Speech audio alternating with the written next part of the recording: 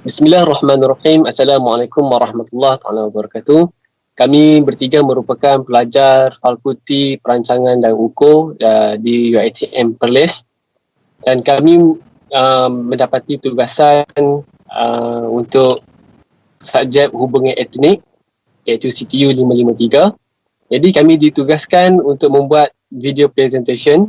Jadi kami ambil kaedah forum online sebagai video presentation kami pada hari ini. Jadi saya sebagai moderator dan Muhammad Azrul sebagai panel yang pertama, dan panel kedua kita adalah Muhammad Aikal. Jadi sebelum saya serahkan beberapa soalan kepada panel kita, saya ingin ceritakan sedikit pendahuluan tentang dasar pecah perintah British dalam pendidikan di Malaysia.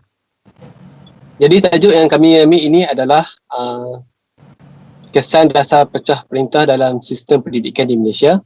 Dasar ini dikenali sebagai divide and rule, satu kaedah imperialisme penjajahan Eropah di tanah Melayu untuk melemahkan bumi putera. Dan pada masa yang sama, mereka memberikan keutamaan kepada kaum imigran dan sekaligus memisahkan mereka daripada penduduk bumi putera.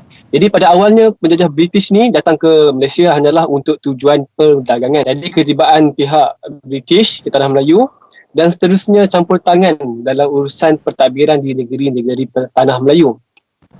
Jadi salah satunya adalah kerana untuk memonopolikan perniagaan biji timah, emas, rempah ratus dan meneroka kawasan ladang kopi dan ladang ketah, serta mahu memonopolikan laluan perdagangan timur barat.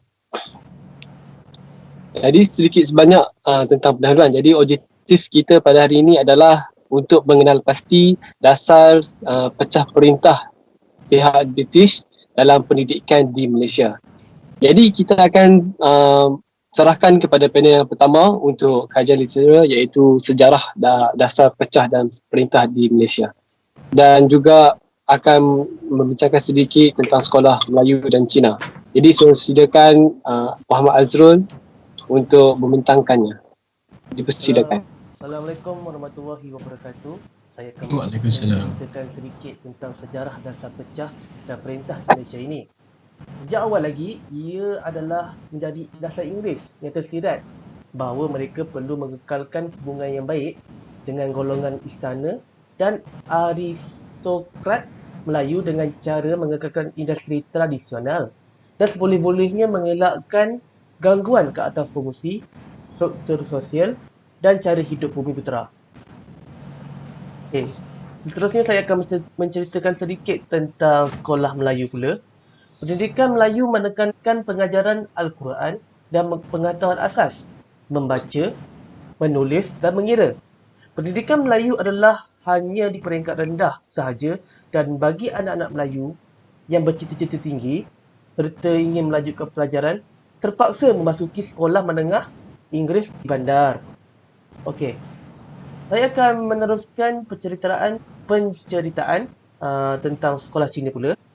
Penubuhan sekolah Cina dikelolakan oleh masyarakat Cina tempatan. Pada awalnya, sistem pendidikan di sekolah Cina adalah tidak teratur.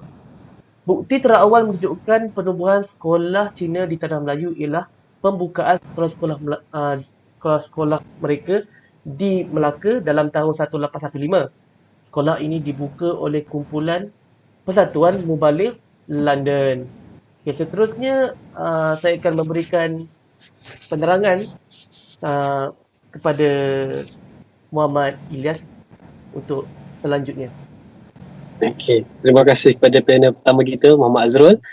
Jadi untuk dasar pecah dan perintah dalam pendidikan di Malaysia ni merupakan ada 4 sekolah, iaitu sekolah Melayu, Cina, Tamil dan Inggeris.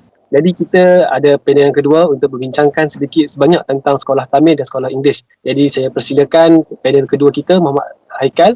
Jadi dipersilakan.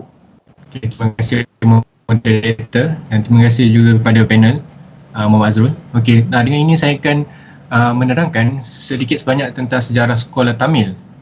Okey, sekolah Tamil didirikan di ladang-ladang getah yang sebahagian besar menempatkan kaum keturunan India. Sekolah pertama Tamil ialah Saint Francis Xavier dan ditubuhkan pada 1895. Pihak kerajaan atau majikan ladang getah tidak memberi bantuan sama ada dari segi fizikal, kewangan dan pedagogi. Oleh itu, sekolah-sekolah Tamil yang didirikan di ladang-ladang getah menghadapi beberapa kekurangan dari segi kurikulum, tenaga pengajar dan pedagogi. Sekolah ini tidak berkepentingan dan bersifat cul de sac, iaitu sebahagian besar pelajarnya akan kekal di ladang getah dan menjadi buruh kasar. Okay, itu sedikit sebanyak tentang sejarah sekolah Tamil. Seterusnya ialah sejarah sekolah Inggeris. Okay, tujuan sekolah Inggeris diwujudkan adalah untuk mengekalkan kuasa penjajah seperti yang terdapat di merata-rata dunia. Sekolah pertama Inggeris ditubuhkan pada 1815 di Singapura dan seterusnya ditubuhkan di Pulau Pinang pada tahun 1816, iaitu Penang Free School. Guru-guru di sekolah ini adalah mubalik-mubalik Kristian. Sekolah Raffles sekarang merupakan sekolah Inggeris yang dahulunya bernama Sekolah Singapore Free pada tahun 1823. Okey, seterusnya, pendidikan aliran Inggeris mula diperkenalkan di tanah Melayu apabila Penang Free School ditubuhkan pada tahun 1816. Pada pertengahan abad ke-19, mubalik-mubalik Kristian membantu menubuhkan beberapa buah sekolah lagi dan kebanyakan sekolah ini ditubuhkan di kawasan-kawasan bandar dengan bantuan kerajaan British. Kurikulumnya bercorak ke kurikulum Grammar School of Great Britain dengan tujuan melahirkan pegawai-pegawai pentadbir rendah bagi memenuhi keperluan kuasa Metropolitan British. Itulah sedikit sebanyak tentang sejarah sekolah Inggeris dan juga sekolah Tamil. Terima kasih.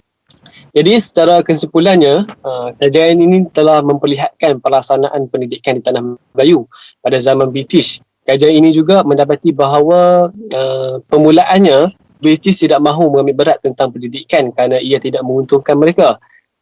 Tapi atas dasar mereka mendapati bahawa British ni akan terancam oleh kuasa-kuasa luar, mereka terus melaksanakan dasar-dasar British di tanah Melayu, iaitu dalam segi pendidikan, dan timbulnya lah sekolah vernacular akibat dasar pendidikan British terhadap kepentingan politik, ekonomi dan sosial masyarakat majmuk di tanah Melayu.